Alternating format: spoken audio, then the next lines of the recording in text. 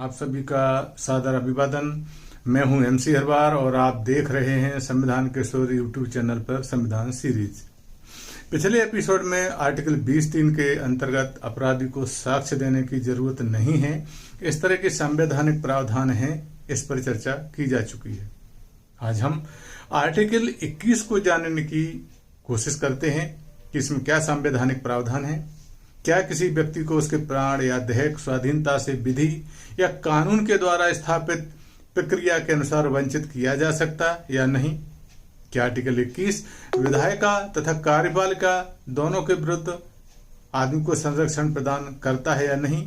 चर्चा करने के पूर्व आर्टिकल 21 में संविधान के मूल शब्द क्या है, सर्वप्रथम हम यही जानते हैं, जो इस प्रकार है। Protection of life and personal liberty. No person shall be deprived of his life or personal liberty except according to procedure established by law।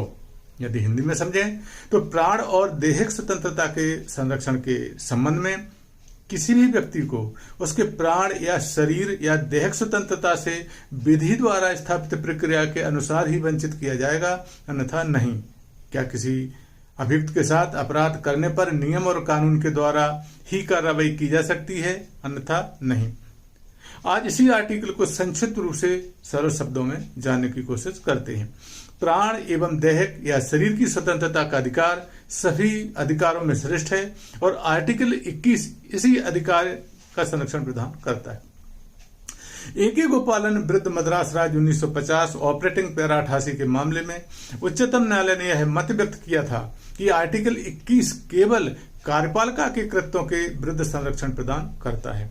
किसी व्यक्ति के साथ किसी विभाग के द्वारा विरुद्ध में कार्रवाई की जाती है तो आर्टिकल 21 के अंतर्गत अपराधी को अपराध सिद्ध न होने तक न्यायालय द्वारा संरक्षण दिया गया है। लेकिन मेनका गांधी बनाम भारत संघ 1978 ऑपरेटिंग पैरा 597 में उच्चतम न्यायालय ने A.K. गोपालन के विरुद्ध A.K. गोपालन विरुद्ध मद्रास राज्य में दिए गए फैसले को पलट दिया एवं कहा कि आर्टिकल कार्यपालक के कृत्यों के विरुद्ध ही नहीं बल्कि विधायिका के विरुद्ध भी संरक्षण प्रदान करता है। किसी भी व्यक्ति के विरुद्ध मंत्री, सांसद, विधायक, जनप्रतिनिधि द्वारा बिना विधि एवं कानून का उपयोग के बिना ही यदि कोई कार्रवाई की जाती है तो उसके विरुद्ध भी आर्टिकल 21 उस व्यक्ति को संरक्षण प्रदान करता है। इस आर्टिकल में नागरिक शब्द का प्रयोग न करके व्यक्ति शब्द का प्रयोग किया गया है। इसका तात्पर्य है कि आर्टिकल 21 का संरक्षण नागरिक एवं विदेशी सभी प्रकार के व्यक्तियों को प्राप्त है। व्यक्तिगत स्वतंत्रता का अस्तित्व एक सभ्य समाज में ही संभव है। इसके लिए व्यक्ति के अधिकारों पर प्रतिबंध लगाना अति आवश्यक है, जिससे वह दूसरों के अधिकारों का हनन न करे। भारतीय संविधान में इस बात को ध्यान में रखते हुए व्यक्ति के प्राण, देह या शरीर की स्वतंत्रता को विधि द्वारा स्थापित प्रक्रिया के अधीन रखा गया है। राज्य युक्त प्रक्रिया अपनाकर ही किसी व्यक्ति को उसके प्राण एवं उसके देह या उसके शरीर की स्वतंत्रता से वंचित कर सकता है, अन्यथा नहीं कर सकता। आशा यह है कि कोई भी व्यक्ति उचित प्रक्रिया के बिना अपनी देह स्वतंत्रता से वंचित नहीं किया जाएगा। जीवित रहने का अधिकार केवल शारीरिक स्थिति तक सीमित नहीं है, बल्कि मानवीय गरिमा के साथ जीवित रहने का संरक्षण दिया गया है। जीवित रहने का अधिकार केवल पशु जैसी स्थिति तक सीमित नहीं है, जैसे कर्मकारों को न्यूनतम मजदूरी का भुगतान न करना उन्हें मूलभूत मानवीय गरिमा के साथ जीवित रहने का अधिकार से वंचित करने के ही समान है। उच्चतम न्यायालय द्वारा आर्टिकल 21 के अंतर्गत दिए गए कुछ फैसलों को आज हम जानने की कोशिश करते हैं। पहला प्रकरण है जाली जॉर्ज वर्गीज विरुद्ध bank of Cochin 1980 operating para 470 के प्रकरण में उच्चतम न्यायालय ने कहा, कर्जा अदा न कर पाने पर गरीब व्यक्ति को कारावास में डाल देना उसे उसकी व्यक्तिगत स्वतंत्रता से वंचित करने के समान है। अर्थात कोई व्यक्ति अधिक कर्जा नहीं चुका पाता है तो उसे कारावास में नहीं डाला जा सकता।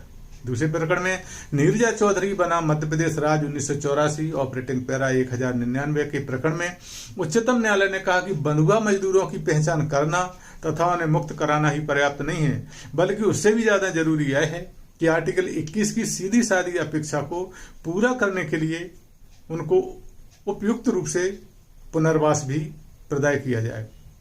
एक प्रकरण तीसरे में भी देखते हैं, पीपल्स यूनियन फॉर लिबर्टीज बनाम भारत संघ 1997 ऑपरेटिंग पैरा 5 से 68। यह प्रकरण में उच्चतम न्यायालय ने कहा कि किसी का टेलीफोन टैप करना संविधान के आर्टिकल 21 का अतिक्रमण है, अर्थात किसी भी व्यक्ति का टेलीफोन नहीं टैप किया जा सकता है। एक चौथे प्रकरण में भी देखते हैं, सुनील बनाम मध्य प्रदेश राज्य 1990 ऑपरेटिंग पैरा 4 से 9 के प्रकरण में उच्चतम न्यायालय ने कहा कि हथकड़ियां लगाने की अनुमति की निवृत्ति विशेष परिस्थितियों में ही दी जा सकती है। पुलिस और जेल अधिकारियों को अपने आप जेल में किसी बंदी को अथवा एक स्थान से दूसरे स्थान तक ले जाते समय हथकड़ियां लगाए जाने के आदेश का कोई भी अधिकार नहीं है। असाधारण परिस्थितियों में जब हथकड़ियां लगाना जरूरी ही समझा जाए तो मजिस्ट्रेट के समक्ष आदेश लिए जाना चाहिए। यहां आशा यह है कि जेल से किसी बंदी को अथवा एक स्थान से दूसरे स्थान तक ले जाते समय बिना न्यायालय की अनुमति के हथकड़ियां लगाकर नहीं ले जा सकते। एक पांचवा प्रकरण भी देखते हैं। यह प्रकरण है मैथ्यूज बनाम बिहार राज्य 1984 ऑपरेटिंग पैरा 854 के प्रकरण में उच्चतम न्यायालय ने कहा कि बिना आरोप लगाए अथवा बिना मुकदमा चलाए किसी भी व्यक्ति को जेल में नहीं रखा जा सकता। यदि रखा गया तो उसे तत्काल मुक्त किया जाए, अर्थात बिना मुकदमा चलाए किसी भी व्यक्ति को जेल में नहीं रखा जा सकता है। एक और प्रकरण बाबू सिंह बनाम उत्तर प्रदेश राज्य 1978 ऑपरेटिंग पैरा 527 में उच्चतम न्यायालय ने कहा कि हत्या के मामले में बिना आधार के जमानत मंजूर करने से इंकार करना आर्टिकल 21 के अधीन व्यक्तिगत स्वतंत्रता से वंचित करने के समान है, अतः उसे जमानत दी जा सकती है। एक और प्रकरण देखते हैं, परमानंद कटारा विरुद्ध भारत संघ 1989 ऑपरेटिंग पैरा 2039 के प्रकरण में उच्चतम न्यायालय ने कहा कि सभी डॉक्टरों का चाहे सरकारी हो या गैर सरकारी हो, यह जिम्मेदारी है कि वह घायल व्यक्ति की जान बचाने के लिए उसे तुरंत डॉक्टरी सहायता दे और दंड प्रक्रिया संहिता के अधीन पुलिस द्वारा पूरी की जाने वाली कानूनी औपचारिकताओं की प्रतीक्षा न करे। किसी गंभीर रूप से घायल व्यक्ति को समय से चिकित्सा का उपचार देना उसके जीने का अधिकार का अतिक्रमण है, अर्थात घायल व्यक्ति की जान बचाने के लिए पहले उसे तुरंत डॉक्टरी सहायता देनी होगी। पुलिस की कार्रवाई बाद में भी की जा सकती है। एक और प्रकरण देखते हैं। यह प्रकरण है शंकर बनर्जी बनाम दुर्गापुर प्रोजेक्ट 1988 ऑपरेटिंग पैरा 1956 के एक प्रकरण में उच्चतम न्यायालय ने कहा कि किसी व्यक्ति को अमानवीय दशा में रहने के लिए व्यवस्था न करना भी उसके प्राण लेने के बराबर है। उसके प्राण मृत्युदंड के निष्पादन द्वारा नहीं बल्कि उसे उसकी सभी मानवीय योग्यताओं तथा गर्माओं से वंचित करके एक धीमी तथा क्रमिक प्रक्रिया के द्वारा उसके प्राण हर लिए जाते हैं। यह एक ऐसे व्यक्ति को फांसी पर लटकाने के समान ही है।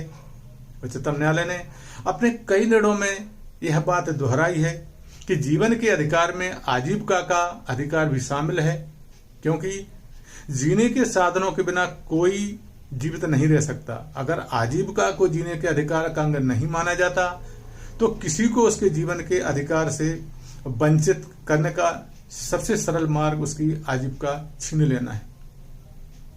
तो आशा यह है कि आर्टिकल 21 व्यक्ति को उसके प्राण, उसके शरीर एवं उसकी आजीविका हेतु संरक्षण प्रदान करता है।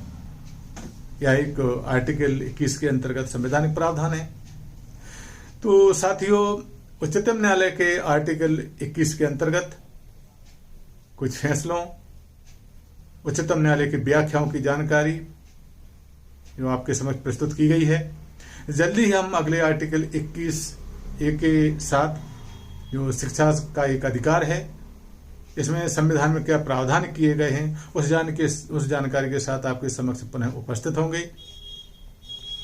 अंत में अनुरोध यह है कि यदि आपको यह वीडियो अच्छा लगा हो तो कृपया संविधान के स्वर यूट्यूब चैनल को लाइक करें, सब्सक्राइब करें, शेयर करें तथा कमेंट करें, जैसे आने वाले वीडियो के नोटिफिकेशन आप तक पहुंच सकें। एक बार पुनः आपका अभिवादन, धन्यवाद, नमस्कार।